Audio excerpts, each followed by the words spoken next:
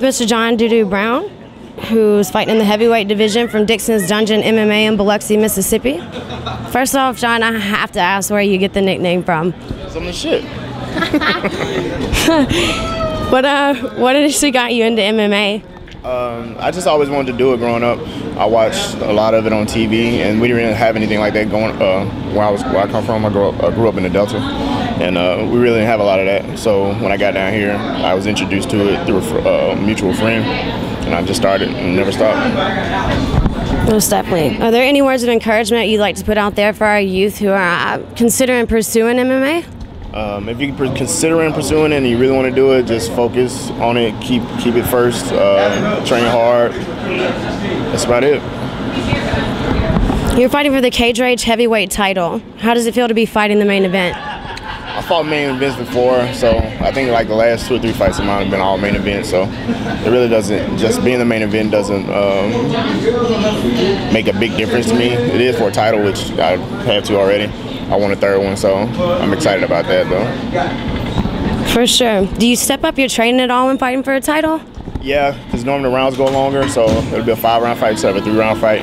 You just train your cardio a little bit harder. I already trained for like a 5-round fight, so now I'm doing like 8 and 9 rounds instead of 4s and 5s. Could you tell us a little bit about your opponent and what threats you feel he may pose? Kenny Gardner, he's the M1 interim heavyweight champion right now. I hear he's a big puncher. I've seen a couple of his fights. He does have a puncher's chance, but I'm not too impressed by him. How do you see this fight going?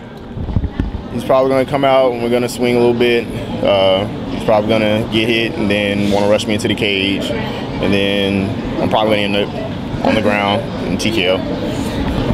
Going for the technical knockout. After this fight, I hear you have something scheduled in Moscow. Will you tell us a little bit about that? Yeah, I got invited to do a heavyweight tournament in Moscow. I'm not sure the dates. It was at the beginning of June, but they pushed the dates back. I don't know if it's because of this fight or what. But yeah, I'm excited about that. Will anything as far as your training or mindset differ because you're going overseas? No, I'm kind of worried about jet lag. I've never experienced jet lag before. So keeping that in mind, but other than that, I'm just training like any other opponent. It's a pretty big deal to be going overseas. A lot of fighters choose not to book any fights prior to doing so, but you're choosing to still fight in the main event at Cage Rage. Why is that? Well, it's still pretty far out. Fighting at the beginning of May, and this might, at the time it was at the beginning of June. Now it might be in the middle of June, so I still have like a month or a month and a half to prepare. And I'm always preparing like I'm fighting because I never know when you're going to get that last minute call. So. Is there a little time for recovery as well? Is there anything you'd like to say to any of your opponents? No, I'm not a really big trash talker. I just like to show up and show out, so I don't really have anything to say. That's admirable in itself. Are there any final comments, sponsors you'd like to mention, shout outs or thank yous? Yes, I would like to thank Crom, Fightwear, Cage Ring or Mat. I would like to thank Preston Hood, Chevy, and what is it? Ocean Springs? No, Gabrieville.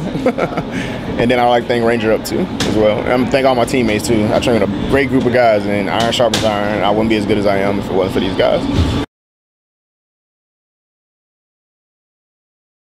Thank you.